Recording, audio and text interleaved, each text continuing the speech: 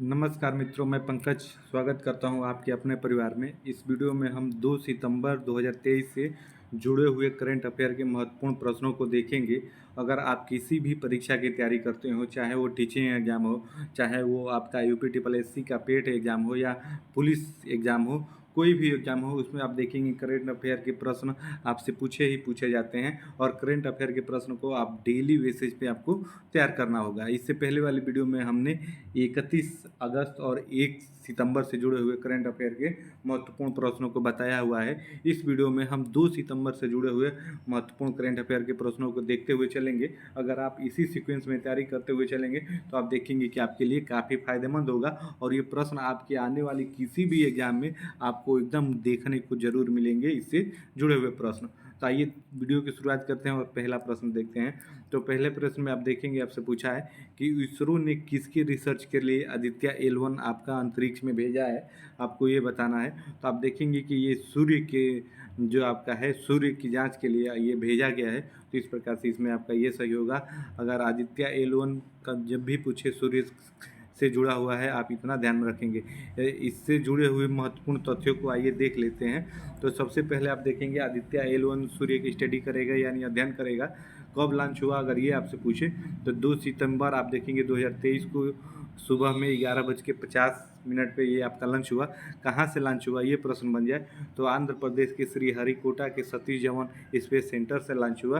किस रॉकेट से लॉन्च हुआ तो ये आप देखेंगे PSLV C57 का एक्सेल वर्जन से लॉन्च हुआ, ये भी आप ध्यान में रखेंगे। इसके आगे देखेंगे रॉकेट ने 63 मिनट 19 सेकेंड बाद आदित्य को पृथ्वी के ऑर्बिट में छोड़ दिया, ये भी महत्वपूर्ण है, आप इसे नोट डाउन कर लेंगे। आइए आगे देख लेते हैं। तो आप देखेंगे कि यह करीब 4 महीने बाद आप देखेंगे लैग्रेंज पॉइंट 1 पे पहुंचेगा। उसके बाद आप देखेंगे इस पॉइंट पर ग्रहण का प्रभाव नहीं पड़ता है, जिसके चलते यहाँ से सूर्य का आसानी से रिसर्च किया जा सकता है। तो ये L1 से जुड़े हुए महत्वपूर्ण तथ्य आप इसे ध्यान में रखेंगे। आइए ऐसे ही अगले प्रश्न को देखते हैं। तो अगले प्रश्न में देखेंगे आपसे यहाँ पे पूछा है कि इसरो ने किस रॉकेट से आदित्य L1 को लॉन्च किया। जैसे कि मैंने पहले ही प्रश्न में आपको इसके बारे में भी बताया। तो PSLV-C आप देखेंगे 57 से लॉन्च किया है, अर्थात इसमें आपका पहला सही हो जाएगा। आइए ऐसे ही आगे देख लेते हैं, इससे जुड़े हुए तथ्यों को देख लेते हैं। तो आदित्य L1 वास्तव में है क्या, ये अगर आपको जानना हो तो आदित्य L1 आप देखेंगे एक अंतरिक्ष यान है, आपको ये पता होना चाहिए। यह एक अंतरिक्ष वेधशाला है। ये भी आपसे प्रश्न बन सकता है कि यह क्या है, तो ये अंतरिक्ष एक वेधशाला है, आपको पता होना चाहिए, जिससे अंतरिक्ष दूरबीन व अन्य उपकरण है यह सूर्य पर नज़र रखेगा और उसका अध्ययन करता रहेगा, आप ये ध्यान में रखेंगे। उसके बाद आइए आगे और कुछ पॉइंट है उसको भी जान लेते हैं। तो आप देखेंगे क्या यह हमारे द्वारा छोड़े गए अन्य उपग्रहों की तरह आप देखेंगे एक उपग्रह है जो पृथ्वी का चक्कर लगाता रहता है। अगर आपके दिमाग में ये प्रश्न है तो इसमें आप देख लीजिए, नहीं, यह एक पृथ्वी की परिक्रमा नहीं करेगा। यह पृथ्वी और सूर्य के बीच सीधी रेखा पर पृथ्वी से 15 लाख किलोमीटर दूर एक बिंदु पर रहेगा। इस पॉइंट का नाम आप देखेंगे लैग्रेंज 1 रखा गया है। आदित्य L1 को समझने के लिए सबसे पहले लैग्रेंज पॉइंट के बारे में आपको जानना होगा।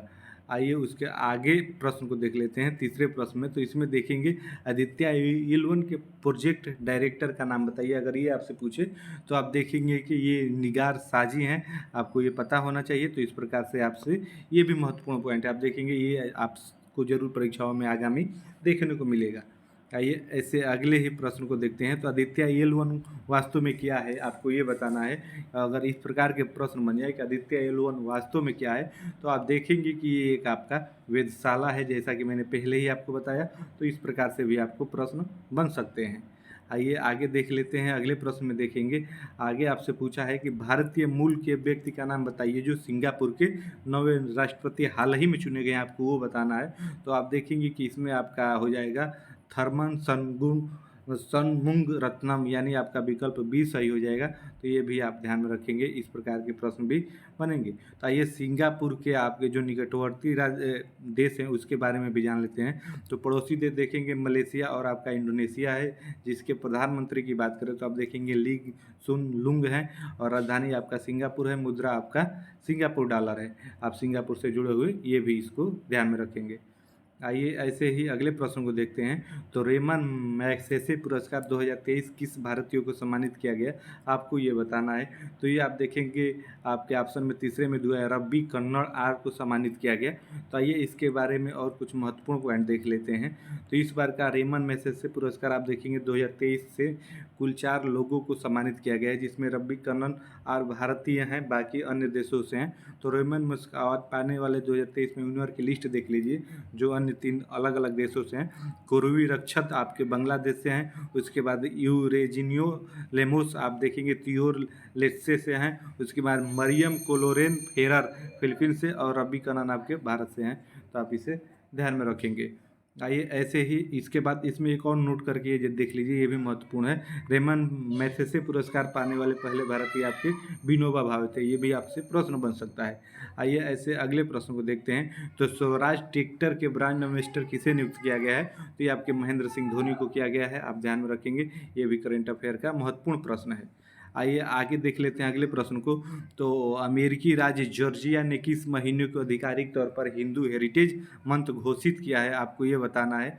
तो आप देखेंगे कि ये आपके अक्टूबर मंथ को किया है, तो ये आप ध्यान में रखेंगे। ये भी प्रश्न आपसे डायरेक्ट बन सकता है। आइए आगे इससे जुड़े हुए कुछ तथ्यों को देख लेते हैं। यह महीना खास क्यों है, ये अगर आपको जानना हो तो अक्टूबर माह इसलिए खास है क्योंकि इस महीने में आप देखेंगे महात्मा गांधी की जयंती होती है।